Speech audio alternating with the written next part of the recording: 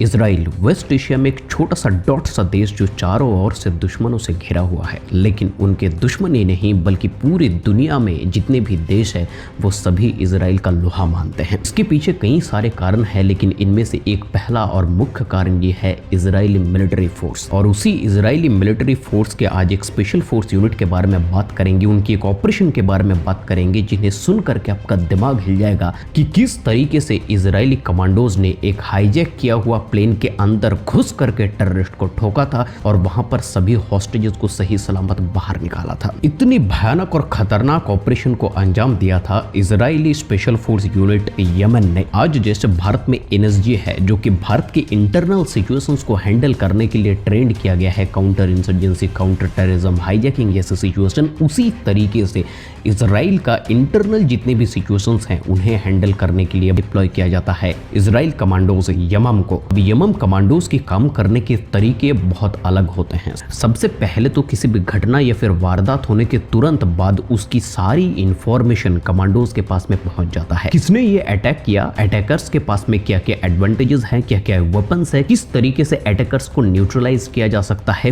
पूरी तरीके से जो इंफॉर्मेशन है, जो प्लानिंग है, वो कमांडो सबसे पहले अपने साथ में रखते हैं। और इस इंफॉर्मेशन को गैदर करने में इजरायली टेक्नोलॉजी का बहुत बड़ा योगदान है। इजराइल का जो टेक्नोलॉजी है वो इतना एडवांस है कि किसी भी लेवल को ब्रेक करके वो किसी का भी इंफॉर्मेशन किसी भी वक्त पर निकाल सकता है। अब टेक्नोलॉजी किस तरीके से काम करती है ये एक अलग टॉपिक है, लेकिन जान लीजिए कि इंफॉर्मेशन कलेक्ट होने के बाद अपने वेपन्स को तैयार करके कमांडोज जाते हैं ऑपरेशन में। और इजरायली स्पेशल फोर्सेस के ऑपरेशन करने का सबसे बड़ा और सबसे महत्वपूर्ण जो पार्ट है वो है फास्ट और स्पीड। जब तक आतंकवादी या फिर सामने खड़े हुए दुश्मन ये सोच पाएगा कि कमांडोज क्या करने वाले हैं, तब तक इजरायली कमांडोज अंदर घुसेंगे, मारेंगे और बाहर भी निकल जाएंगे। इतना फास्ट तरीके से वो किसी भी ऑपरेशन को अंजाम देते हैं। मैं आपको एक ऑपरेशन सुनाता हूं जिस ऑपरेशन को नाम दिया गया ऑपरेशन थंडरबोल्ट। ये घटना है 1976 की। 248 पैसेंजर को लेते हुए एक प्लेन तेल अवीव होते हुए इजराइल पेरिस होते हुए फ्रांस जाने वाला था, लेकिन बीच में ही पैलेस्टाइन और जर्मन रेवोल्यूशनरी सेल्स के कुछ आतंकवादियों ने उस प्लेन को हाईजैक कर लेता है। और हाईजैक करने के बाद उस प्लेन को बीच में ही उगांडा के एक पुराने टर्मिनल एंटीबी इंटरनेशनल एयरपोर्ट पर उतार भी देते हैं।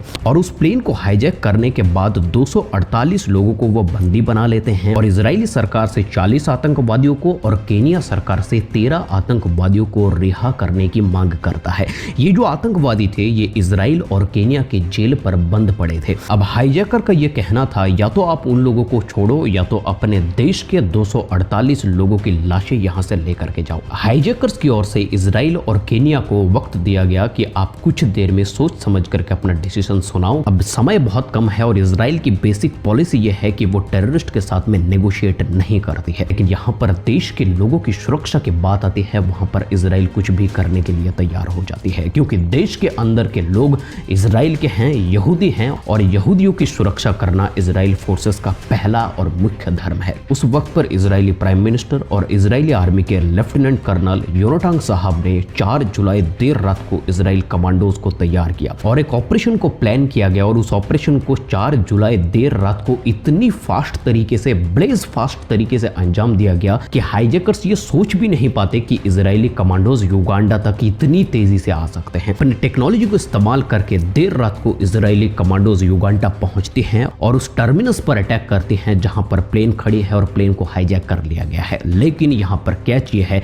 कि वहां पर सिविलियंस भी मौजूद है। ध्यान ये रखना होगा कि हाईजैकर्स और टेररिस्ट मारा जाए लेकिन सिविलियन को कोई भी नुकसान ना हो। अब वहां पर बैठे हुए हाईजैकर्स ये सोच में पड़ गए कि हमने तो इनको सोचने के लिए मौका दिया था कि आप हमारे साथ नेगोशिएट करोगे या फिर हम इन लोगों को मार दे। इतनी देर में ये इजराइल से उगांडा तक कैसे आए और यहां पर आकर के हमें ठोक भी रहे हैं। और इस ऑपरेशन का रिजल्ट मैं आपको बता रहा हूं, इजरायली फोर्सेस अंदर घुसे, पूरा तोड़फोड़ किए, तबाही मचाए और जितने भी हाईजैकर्स थे सबको 72 होर की टिकट दे दी और उनको मौत की नींद सुला दिया। इस ऑपरेशन में इजराइल फोर्सेस की कोई भी कैजुअलिटी नहीं थी, लेकिन अनफॉर्चुनेटली 3 हॉस्टेजेस की जान चली जाती है ऑपरेशन में। इस ऑपरेशन को अगर आप ध्यान से देखो तो इस ऑपरेशन में सक्सेस होने की रेशियो 0.1% था, क्योंकि उगांडा की एक ऐसी जगह पर उस प्लेन को रखा गया था जहां से इजराइल तक पहुंचने में वक्त लगेगा और इजराइल से पूरी प्लानिंग के साथ में कमांडोज को वहां पर लॉन्च करने में वक्त लगेगा। और इजरायली कमांडोज को यह पता नहीं है कि हाईजैकर्स कितने हैं, उन उनके पास में कौन कौन से हथियार है और कितने तादाद में कमांडोज को वहां पर डिप्लॉय करना चाहिए ये भी पता नहीं था। इन सभी चीजों को मद्देनजर रखते हुए इजरायली कमांडोज वहां पर घुसे